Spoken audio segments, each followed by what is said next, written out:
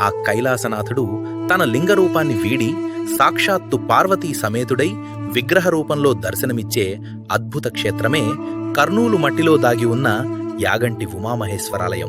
ఈ ఆలయం ఎన్నో అంతుచిక్కని రహస్యాల నిలయం. అందులో మొదటిది యాగంటి బసవన్న జీవమున్న నందీశ్వరుడు.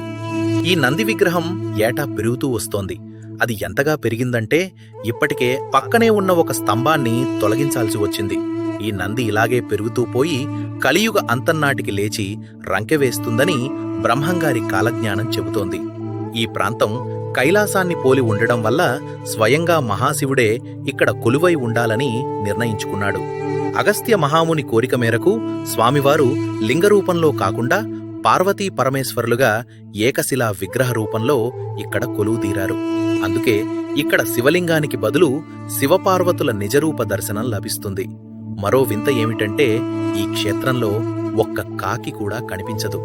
అగస్త్యుడి శాపం వల్ల కాకులు ఇక్కడికి రాలేవు. ఇక్కడికి వచ్చే భక్తులకు శని బాధలు ఉండవని ప్రతీతి. ఇక ఇక్కడి మరో అద్భుతం పుష్కరిణి. ఆ నీరు ఎక్కడి నుంచి వస్తుందో ఎవరికీ తెలియదు.